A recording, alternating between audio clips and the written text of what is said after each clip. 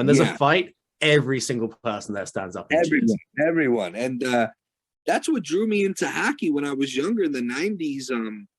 You know, I'm a New Jersey Devil fan. You know, it was the first game I ever went to as a kid. So I became a Devils fan. And, you know, we had those rivalries with the New York Rangers, the Philadelphia Flyers, and those were some rough games. I mean, there were fights every game and brawls. And I just always thought it was so cool, you know, because you can't do that in the other sports, you know, legally at least. So that's definitely something that drew me to the game. I think you're the same. Are you 35? What's that? Are you 35? Same age as me? 30, yeah, 35. Yeah. So when I went to my first game was a New Jersey Devils game, and that's back when they had Christoph Oliwa. Was he there? When he was a bad dude. He could chuck knocks. He was probably our top enforcer. You know, as far as a fighter or enforcer, he was probably one of the best we ever had. I mean, he was a big boy. I remember him. Him and a friend of the show, Cam Jansen. Like we've had Cam on here. You know what? Cam's a friend too. So you know what? I should take that back. Cam's the best. He's as wide as he is tall. That guy. Like he's a square. He's like a bit like Ty Domi used to be. Yeah, he's like a porter potty. You know what I mean? He's like a fire hydrant.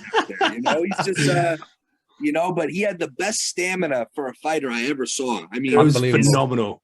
His fights were like boxing matches, you know, 3-minute rounds, and the other guy wears himself out, and Cam would be, you know, telling the refs to get away, and he'd get the second half of the fight.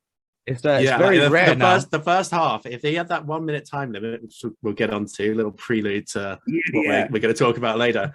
But I mean, he'd have to completely change his whole game plan in his scraps, right? Because you'd see him just sort of holding the guy off, just eating punches, laughing, and like he's not tired. Like he was probably one of the most athletically fit enforcers ever. Because he could. Like, hockey fights are tiring. Did you boys see this week? It was McDermott and Delorier. They went in. That's the longest. That's the longest fight I've seen since the Cam Jansen era. Like that was a good tilly. The boys were going. I mean, you know what it is too. There's so much equipment on you. You know, as you know. I mean, it's like, you know, it's like the boxers that try to train with like a weighted vest. It's tiring. So you know, it takes a lot of skill and conditioning to actually fight in hockey because it takes so much out of you so quick. Right. So let's move on to the Danbury Trashers, right? So before we get there, Bandy, though, one thing, because I think it will be relevant later.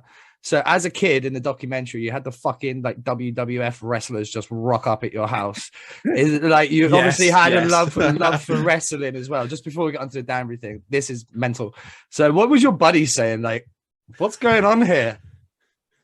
So I mean, wrestling was my first love. I still love it. I love wrestling. I thought I was going to be a wrestler one day. Like that was my goal in life, to be a wrestler.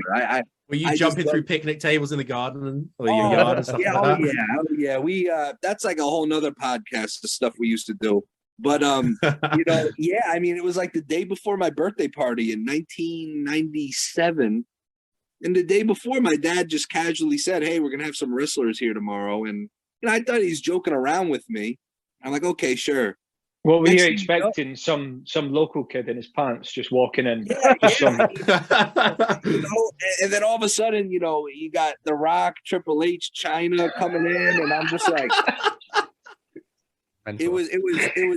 It was insane to me, and you know, it was one of those things where I just couldn't believe it, and you know, even my friends were like, you know, because everyone, you know, all my buddies were wrestling fans with me, and they just couldn't believe it. And my mom actually made T-shirts for everyone that just said WWF on it, and the wrestlers were signing it. And a good friend of mine, maybe 2 weeks ago, sent me a picture. He found it in his attic. He's like, "Look at the shirt I found."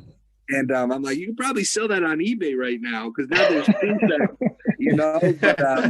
But, tag him in this story. You can clip it. We'll stick it on YouTube. You can clip it, and then he can get it sold because it's very authentic right there.